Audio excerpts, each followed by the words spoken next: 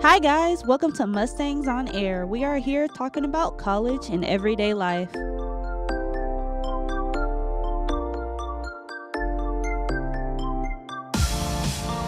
This is another edition of Anything and Everything. I'm Halie Aldrige, and I'm here with.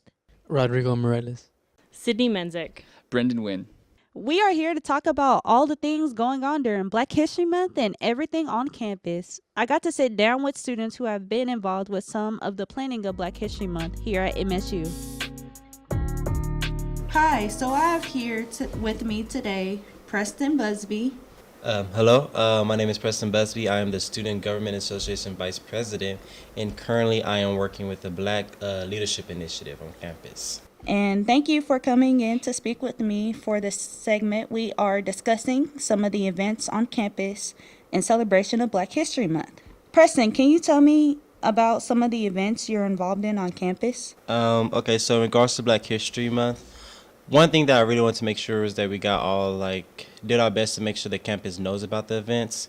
And some of the ones that I personally partake in have been the It Takes a Village. Was a couple Fridays ago, which I've been doing that since probably my sophomore year.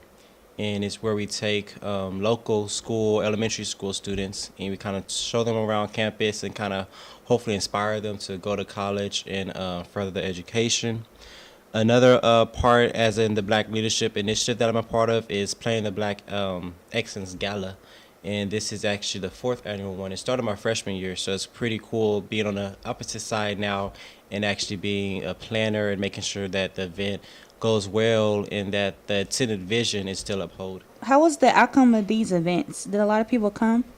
Oh, yeah. For the It Takes a Village, we had a lot of students on campus that partake in it. The elementary school students seem to be very engaged and interested and ask very insightful questions. The Black Excellence Gala, traditionally, it always been a great turnout. We're not expecting anything less this semester. We're actually expecting more attendance and for the night to be even better than what it has been in the past. That's great. Also, through some of these events, what is the message the organization wants to send to others? I would say just honoring not necessarily just Black excellence, but excellence in Wichita Falls, in the school, within the community, and excellence within yourself. Also, this is one last question. What does Black History Month mean to you? Well, to me, Black History Month is just a month that the United States or people in general take time to acknowledge and appreciate all of the contributions as Black African Americans have made to society as a whole. But for me personally, I really consider Black History Month to just be the kickoff for a years worth of learning and appreciation. Well, I would like to thank you, Preston, for joining me. Thank you. That was a very good answer.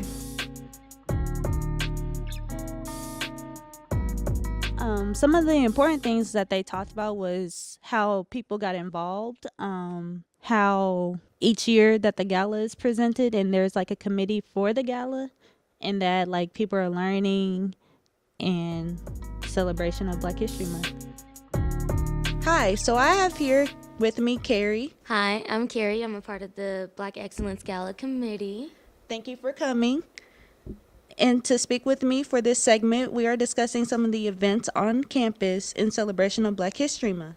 Carrie, can you tell me about some of the events you've been involved with? Well, the first thing, we had our kickoff / jamboree with all the multicultural Greek organizations. That was on the very first day of February. We've had so many other things. It's kind of hard to pinpoint. I've been real busy with the committee, so my mind is a little boggled. But I do know on the 23rd, next Saturday, is our gala, so that's going to be one of the biggest things I've done this month. Wow, okay. How were those outcomes of these events, and did a lot of people participate? Yeah, we had a pretty decent turnout the entire month, because even with the dinner, the Black Networking dinner, I heard they had a good turnout too, so I think it's going pretty well. We still need people to buy tickets for the gala if they want to do that. we need those sales. So Through some of these events, what is the message you and your organization want to get across? ooh, just don't be afraid to like celebrate your Black history, and no matter what form that is, because I know some people don't come out to events, but we had a booth set up, so if they wanted to write what their Black experience was, they could do that. If they wanted buttons, they could have done that.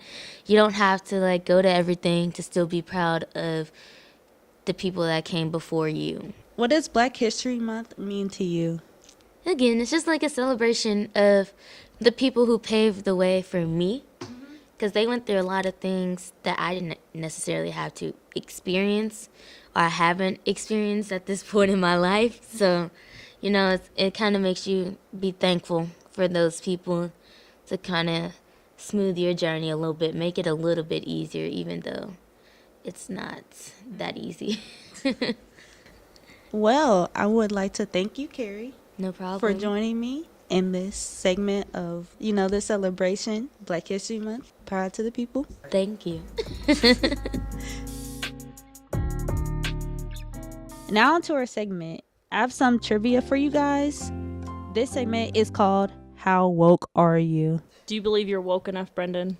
I never actually know, because sometimes, you're like, oh, I wear my social justice warrior badge on my front sleeve every day.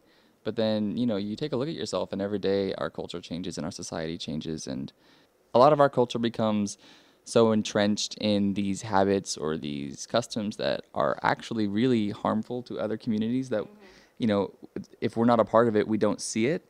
And it's so hard to change what we can't see. So I think it's really necessary that we have people within any marginalized community tell us, hey, this is offensive, or this is harmful, or this is, disrespectful to an entire history of people who have fought for certain rights or privileges in our society. Well said. Well Thank said. you. It was really well said. Thank you, Brendan. All right, Rodrigo, are you woke enough for this segment? I believe that I'm slightly woke, but there's always room for improvement in everybody's woke radar, I guess, or woke level. The woke radar. So are y'all ready? Absolutely. Yes, let's do this. Well, the first question is, who was the first Black female pilot? See, I have no idea. No idea. And I feel terrible. This No is the idea. first one that jumped on the plane. Okay, no. We need a name, Rodrigo. We need a name. No. When was it? Do you know what Yeah, year? what year? Do we know? We don't have the year, but the first name starts with Millie. Millie Brown. I don't know. The Brown. only Millie I know is Millie Bobby Brown, but she's a 15-year-old child, so. Yeah, I don't know. I have no idea. Well, it is Millie Bailey. She is the Bailey. first Black female pilot. Was it with like the Air Force or just commercially or privately? Do you know? No, because when I looked up the question, it literally just said first Black female pilot, and basically it said it was Millie Bailey. I Cool. can look it up in some more after. We'll have to do a little bit more research. Yeah. We're gonna get some education Yes. today. Y'all ready for the second one? All right, let's do this. I don't feel confident though. When was NAACP founded? Like 1960? Mm-hmm. No. No. 50? No. Give 70. us a decade. 70? You have 19 right. All right, 19 what's the decade? Give us a decade.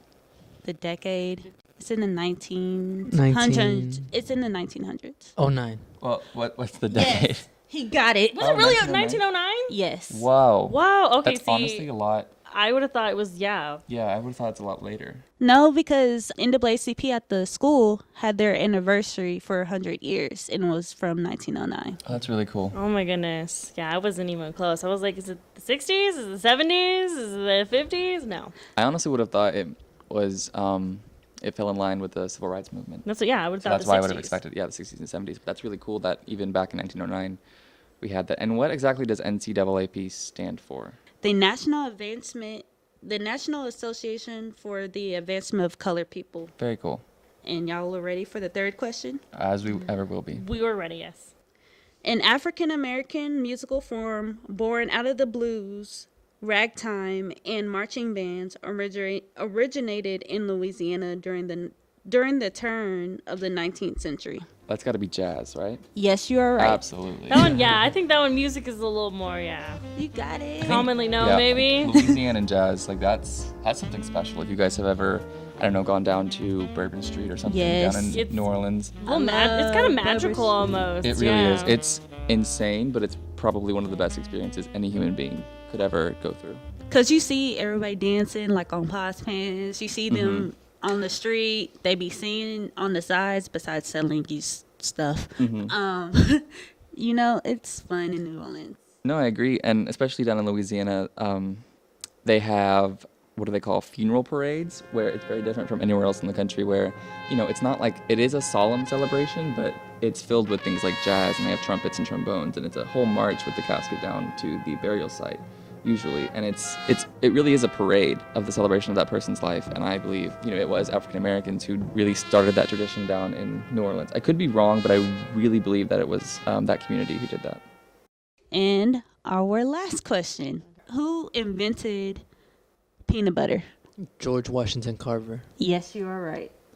How did he know that? How do you know did you who know that? invents peanut butter? From How the- is that like a commonly known fact? I think my mind faintly remembered that Proud Family movie with the peanuts. Yes. Yes, that movie is It the was movie. an iconic movement in itself. Oh my goodness. Well, I would like to say y'all are woke enough. It's good to keep learning, even though y'all didn't get all the questions right, but y'all still good. Good, even though y'all didn't have any known. I didn't know. I got 0 points. I'm sorry. I got 0 points, and I try to be, but just was not woke enough for this. It's okay. Keep learning, because you're going to school. Some stuff you learn during school, some stuff you learn outside. Life is full of learning. I think that's a big thing about like different history months and stuff like that. Is a good part of education is not always about a celebration, but it's about more education, like to educate and enlighten people who may be in the dark and not susceptible to other cultures. And I think it's good to keep pushing the envelope and helping people to understand. It's really important, especially in our culture today. Yes, because it's needed. Because there are people who don't know stuff and think they know everything and just treat people any type of way. With ignorance. I was going to say that, but you got that on point. Boom. Thank you guys for tuning in to Anything and Everything podcast. We have some events going on campus. On Friday, March 1st, the Education Networking Career Fair is in Clark Student Center from 10 a.m. to 12 p.m. We have men's tennis against Northeastern Oklahoma on the men's tennis courts at 3 p.m. On Saturday, March 2nd, men's and women's basketball against Texas A&M Kingsville. Women's is at 2 p.m. and men's is at 4 p.m. in Lincoln Coliseum. Sunday, March 3rd, the University Wind Ensemble and University Orchestra is in Aiken Auditorium at 4 p.m. Be sure to tune into our next podcast, and thanks for listening, guys.